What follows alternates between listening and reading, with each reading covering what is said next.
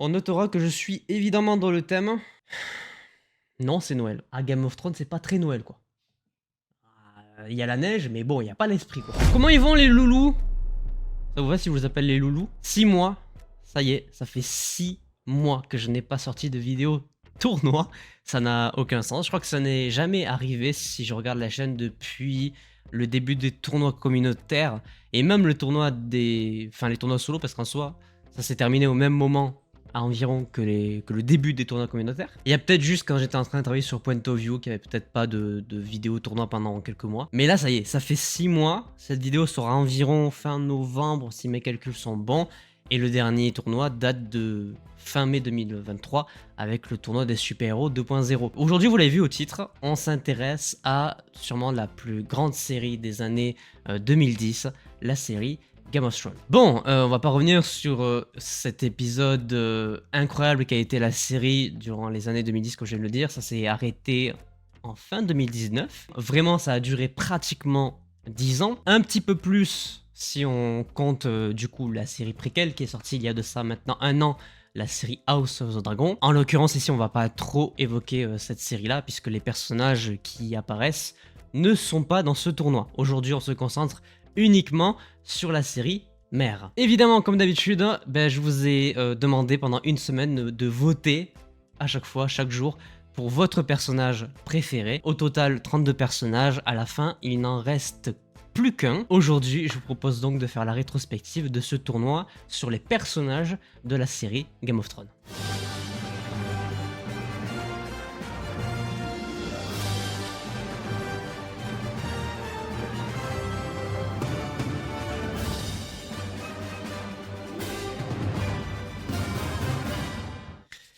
Alors, bon déjà évidemment très content de reprendre les tournois, je vous l'avais dit, on s'était arrêté parce que j'avais plus trop la hype d'en faire.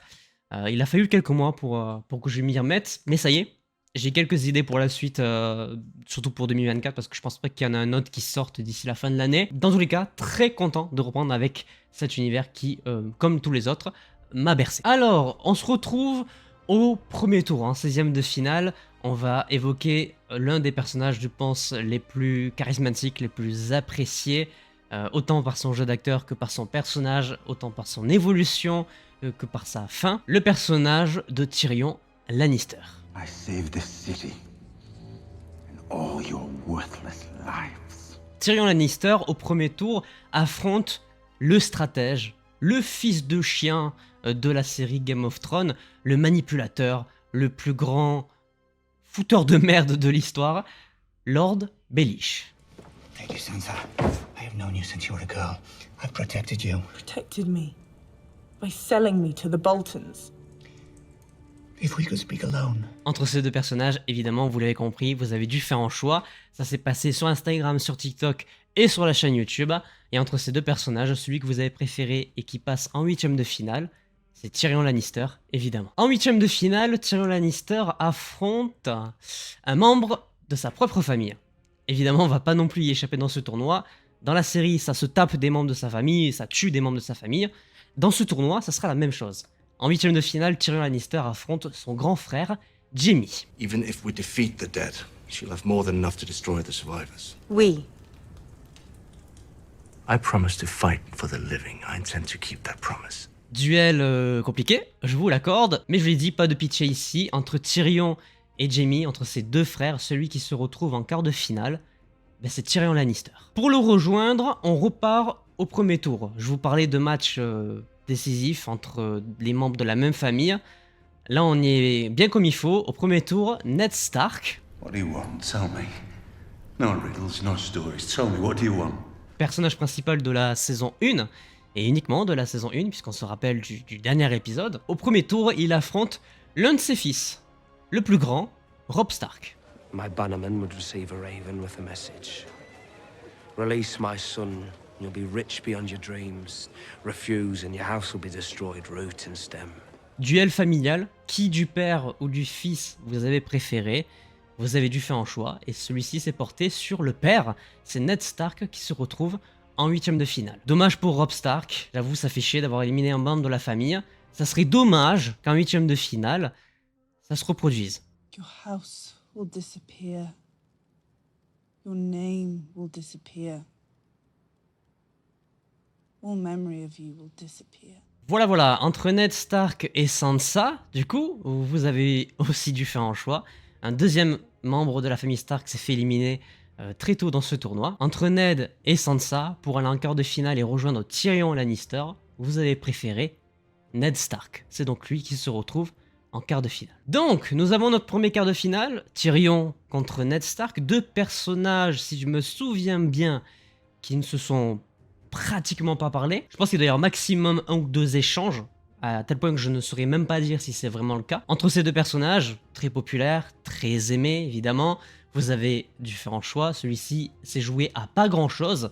Entre Tyrion Lannister et Ned Stark pour aller en demi-finale, vous avez préféré le fils Lannister, Tyrion. Ce qui veut dire que c'est notre premier demi-finaliste, mais pour l'instant il n'a personne en face de lui, évidemment. Pour ça, on va se tourner dans la deuxième partie du tableau pour essayer de lui trouver un concurrent. Parlons combattants. Dans les combattants, on a pas mal de personnages qui ressortent.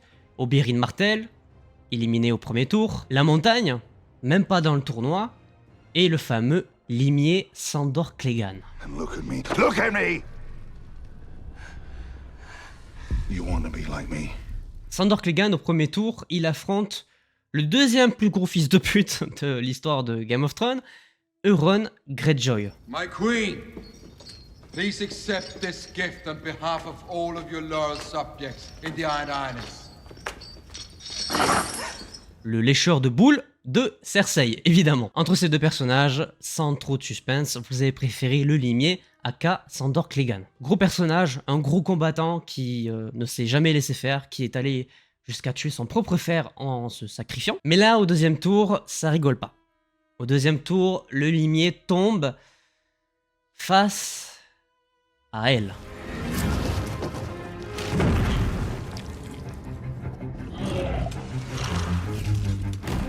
Bon, je sais que vous aimez beaucoup le limier, il n'y a pas de problème, mais vous allez tranquillement laisser passer Daenerys en quart de finale. Non, mais je suis en mode, genre, je sais que vous l'aimez. Ouais, genre en mode, t'es beau, t'es gentil, mais bon, Dracarys quoi. C'est un peu l'idée. Bon là, je vais pas vous mentir que maintenant, toutes les personnes qui vont tomber face à Daenerys, ça risque d'être un petit peu compliqué. On sait pourquoi. Elle a juste 3 dragons. Juste ça. On retourne au premier tour. On va parler d'un autre fils de pute. Décidément, j'ai l'impression qu'il n'y a que des fils de pute dans cet univers. Le très apprécié Joffrey Baratheon.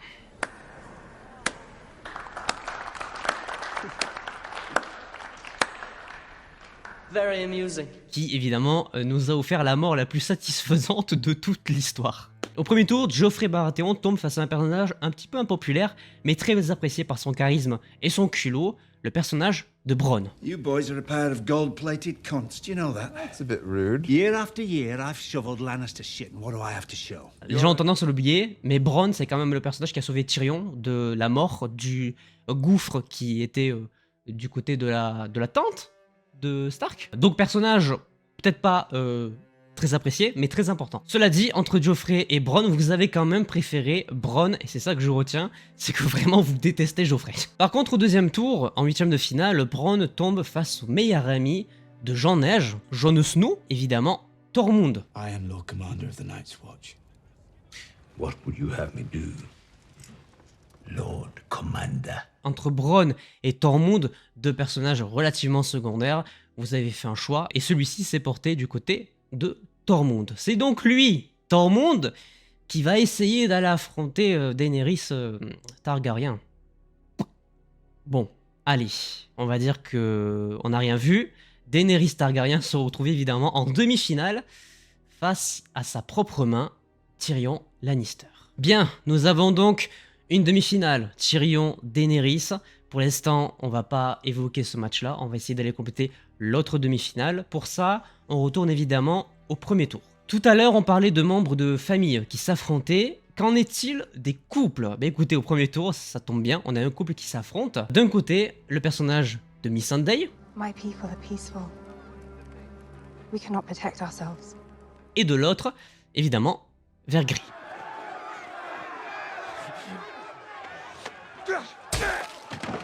Bon, entre ces deux personnages, vous avez dû faire un choix. Un seul membre du couple a pu se dégoter une place en huitième de finale. Et cette place, elle est pour Missandei. En huitième de finale, Missandei affronte le personnage principal de la série Game of Thrones, Jon Snow, alias le bâtard, évidemment.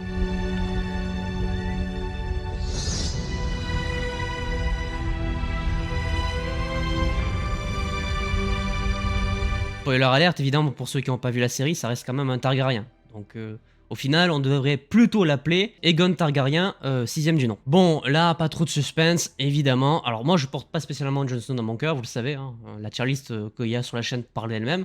Mais entre Missandei et Jon Snow, évidemment, pas trop de suspense, vous avez préféré Jon Snow. Là, on a parlé du personnage principal, du protagoniste principal. Parlons maintenant de l'antagoniste de la série Game of Thrones, le roi de la nuit, The Night King. Au premier tour, le Night King affronte le personnage dont il est entre guillemets le meurtrier, le personnage de Jorah Mormont. I'll wield it in his memory. To guard the realms of men. Mort très touchante, mort très émouvante, peut-être même l'une des seules morts où j'ai pleuré dans la série Game of Thrones. Et assez étonnant, entre Jorah Mormont et le roi de la nuit, vous avez préféré Jorah Mormont. C'est donc lui qui se retrouve en huitième de finale. Là où il va affronter le personnage du maître, du futur maître, pardon, le deuxième meilleur ami de Jon Snow, Samwell Tarly. Yes, and I'd love to defend them with it.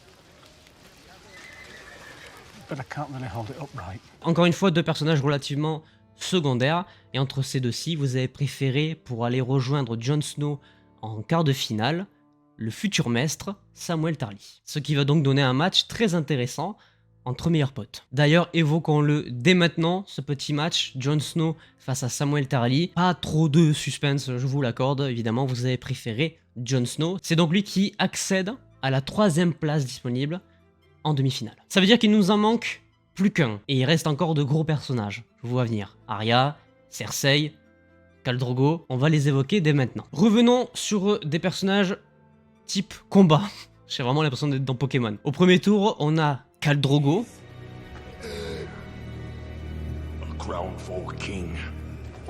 Qui affronte le personnage de Brienne. You can't use that, my lady. It's too small. I won't cut you. Don't worry. I'll try not to. Clairement, c'est deux personnages qui sont des tanks. Entre ces deux personnages, vous avez dû choisir lequel de ces deux combattants a pu se hisser en huitième de finale. Eh bien, c'est Brienne de Torf qui s'y hausse. En huitième, elle retrouve un personnage de la famille Stark que je viens d'évoquer, la sans visage, Arya. You used to be taller. How did you sneak up on me? How did you survive a knife through the heart? Peut-être le personnage coup de cœur féminin de la plupart des fans de Game of Thrones. Évidemment, pas trop de suspense sur ce match. Vous avez préféré Arya Stark. Parlons de la seule femme, évidemment, qui a pu accéder au trône de fer sur une petite période, mais c'est quand même la seule femme qui a réussi à poser son cul sur ce trône, Cersei Lannister.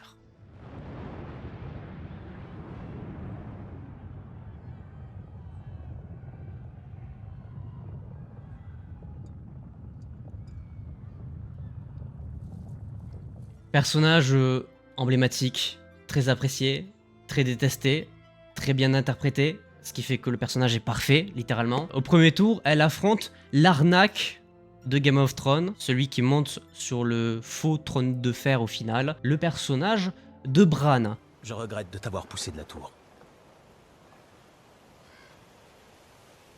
C'est un peu tard pour des regrets. Un match plutôt tendu, hein, parce que Bran a vu de ses propres yeux des choses pas très catholiques. Donc c'est un match qui tombe sous le sens. Bon, j'avoue, ce match, ça m'a fait plaisir. Pour le coup, c'est bien un endroit où je voulais pas que Bran gagne, c'est bien ici. Effectivement, vous avez préféré Cersei Lannister. Ce qui nous amène donc au dernier huitième de finale. Je me suis peut-être trompé jusque-là. Lord Baelish, oui, c'est un mauvais personnage. Un très bon manipulateur, quelqu'un qui a su retourner les choses à son avantage. Oui, on a évoqué Joffrey Baratheon, dont la mort a été la plus satisfaisante. Mais comment parler de Game of Thrones sans parler de monsieur qui a enlevé la saucisse de Théon, le chien de la casse, ça tombe bien, il porte bien son nom, Ramsay Bolton. Thank you for saying that. It means a great deal to me. Bon, alors, Cersei ou Ramsay Bolton? Pour moi, il y a un match. Pour moi, il y a vraiment un match parce que c'est deux personnages iconiques de la saga, très bien interprétés, parfait. En l'occurrence, Ramsay Bolton est un fils de chien, mais il est bien le perso, du coup on peut pas ne pas le prendre en compte. Cela dit, quand même, entre les deux personnages, vous avez largement préféré Cersei Lannister, et c'est donc Cersei Lannister qui se retrouve face à Arya Stark en quart de finale. Deux personnages qui se sont croisés évidemment dans la saison 1.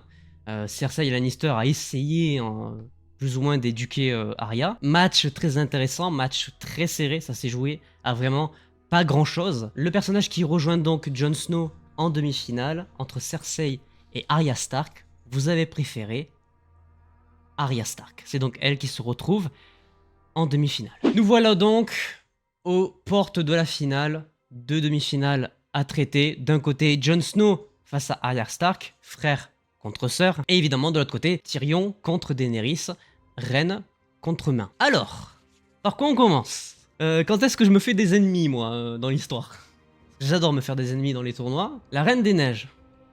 J'en neige. J'adore vanner ce mec. Je ne l'aime pas, mais j'adore le vanner. Bon, entre le frère Jon Snow et la sœur Arya Stark, vous avez préféré l'un des deux, évidemment, ça tombe sur le sens. Jon Snow n'a pas passé les demi-finales, voilà. C'est Arya qui va en finale, et je pense que c'est déjà mérité. C'est un des meilleurs personnages de la série. Je pense que la plupart des gens, si on le faisait à grande échelle le tournoi, ça serait vraiment Arya qui se détacherait largement du lot, ce qui en fait donc notre première finaliste. D'ailleurs, est-ce que j'ai déjà eu des finalistes dans mes tournois? Est-ce que ça serait pas la première fois? Dans Harry Potter, il y avait eu Harry Potter contre Albus Dumbledore, si je me souviens bien, en finale. The Walking Dead, c'était Negan contre Daryl. Ça veut donc dire que c'est officiellement la première femme qui arrive dans un tournoi... Ah non, il y avait Scarlett Johansson dans le tournoi des actrices. Bon, bref. Arya Stark est en finale. De l'autre côté, on a Tyrion Daenerys. Ça, c'était clairement le match le plus serré. Ça s'est joué à très peu de votes. D'un côté, on a... je pense le personnage auquel on se rattache le plus quand on évoque Tyrion Lannister. Et de l'autre côté, on a Daenerys Targaryen, qui est pour beaucoup la maison préférée de la plupart des gens, la maison la plus symbolique, la maison des dragons. Hein. Donc oui, match très serré, mais vous avez encore une fois dû faire le choix entre Tyrion Lannister et Daenerys Targaryen. Le personnage qui va en finale, eh bien c'est Tyrion Lannister. Voilà donc notre finale du tournoi des personnages de la série Game of Thrones. Tyrion Lannister contre Arya Stark. Grosse finale, peut-être un petit peu prévisible, je pense, du côté de Tyrion. Maintenant, évidemment, ça a encore été à vous de voter. Je vais pas vous donner le gagnant tout de suite, vous l'aurez après l'outro. Vous connaissez la chanson. J'espère que ce retour des tournois vous aura plu. N'hésitez pas à me le faire savoir dans les commentaires en me disant quel est, vous, votre personnage préféré de cette série. À mettre un petit pouce bleu si la vidéo vous a plu, à vous abonner, activer la cloche pour ne pas manquer les prochaines vidéos. Moi, je vous laisse avec le gagnant de ce tournoi. Et sur ce, portez-vous bien. C'était votre capitaine. À la prochaine.